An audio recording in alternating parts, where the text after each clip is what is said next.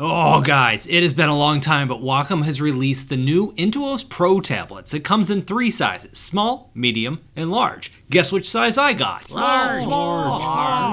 You guys are really bad guessers. This is the medium. I looked it up. My last Wacom Intuos review came out in May of 2019, almost 6 years ago, but that redesign of those Intuos actually came out in 2017, the same year as the original Nintendo Switch. And that gets an update every 8 years too, I guess. And it's been a long time, like years, since I've drawn on a tablet like this, a screenless tablet. I had to go back to tablet school and relearn how to draw on this thing. I drew circles, lots and lots of really bad circles, and some horrendous lines too, shockingly bad lines. I never did perfect it, but I did get to the point where I was getting the hang of drawing on it again, just like riding a bike. If your idea of riding a bike is careening down the side of a mountain out of control.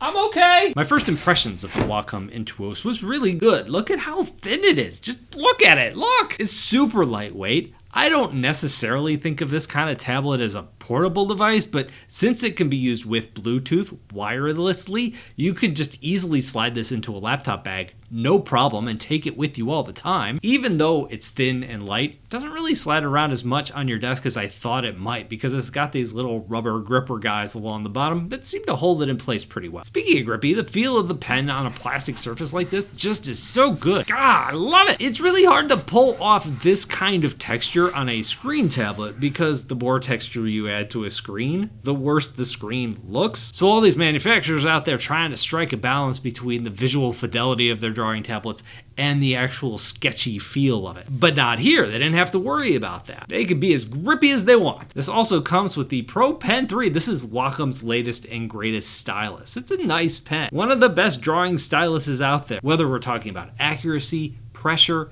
tilt, initial activation rate, all of the things you look for in a good stylus, Wacom has nailed it. The cool part of this pen, though, is its customizability. It comes with all of these extra parts, so you can customize this pen any way you want. You can make it a thin pen, a lightweight pen, a heavier pen. You can even take the buttons off. It's a cool idea. And this is cool. Might be my favorite part. If you still have an old Wacom pen that you absolutely love, you can use it here on this tablet. Even the eraser on the back of those old pens still works here, even though the new Pro Pen 3 doesn't have an eraser. And every time you grab one of those Wacom powered pen, it shows up in the settings, and from there you can customize it all you want. You want the pressure curve to be a little tighter on your Pro Pen 3? Cool, you could take that old Pro Pen 2 and make it a looser pressure curve. This even works with some of the S Pens that Samsung ships with their Galaxy tablets. I will admit, those S Pens don't feel quite as good on the scratchy surface here because they have rubbery tips meant for glass screens, but the pens definitely do work and work well. One of the biggest physical changes on this new Intuos is moving the express keys from the side to the top. And all in all, I'm not really a big fan of this change. With the shortcuts along the side, I could rest my left hand on the keys while I was drawing with my right. And after doing that for a while, the shortcuts just become muscle memory, and I'm undoing and using the space key and shortcuts to move around. Got that dial thing for zooming in and out, changing brush sizes. By moving those keys to the top, they just aren't as useful. I can't rest my hand there because it blocks a good chunk of the drawing surface. I can't reach any of my tools along the left-hand side of my screen without moving my hand first. Not to mention, this is just not a comfortable way to rest your arm for long stretches of time. I even thought about rotating the entire tablet orientation so those express keys were along the bottom. But check this out, in Wacom Settings app, they've got these icons lined up along the side. It's really easy to do that. Wait, we have arrows? Why didn't anybody tell me? I spent the last half hour putting on this harness just so I could point at these.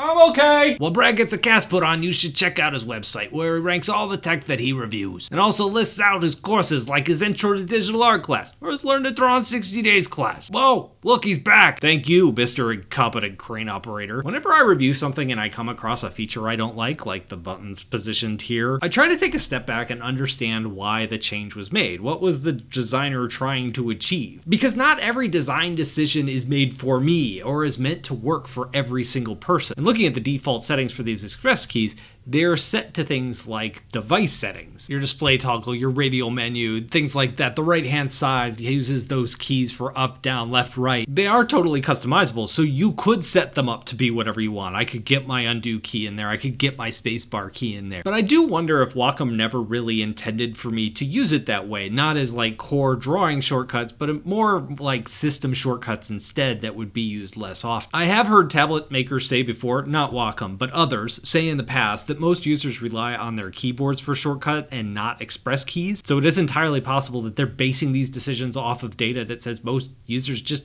don't use them as much as I do. So since they weren't very useful, I did rely on just using my keyboard for shortcuts anyway. And since this is a medium-sized tablet and it's wireless, I didn't really have any problems fitting this and my keyboard on my desk to use at the same time. This has a 16:9 drawing area. Now my main monitor is an ultra wide, so all of the ugly circles that I was drawing looked more like ugly ovals at first, but in the settings I was able to go in and force the proportions to make drawing easier. This also comes in super handy if you're using multiple monitors, but it does cut down on that large drawing area. They did keep the physical area of the drawing tablet the same size as the last Intuos tablet, but since they have cut down on the bezels along the side and moved those shortcut keys, the whole tablet's footprint is smaller than the last time around. Now another thing I would like to see changed, and I think is something that they probably could do with software, is changing how long the tablet sits idle before it toggles off. This only happens when it's connected via Bluetooth. If you're inactive for a few minutes, I would say somewhere in the range of 10 to 15 minutes, it just turns itself off. Now this makes total sense because you don't want your tablet being on for hours and hours draining your battery when it's not in use. But I do wish I could set that sleep timer to be a little bit longer, like a half hour, maybe an hour, because far too often I would stop drawing to answer emails or do something else and would return to the tablet and I'd have to hold down the power button for a few seconds just to toggle it back on. And I don't think a setting like that would have a huge impact on battery life since the battery seems to last a long time.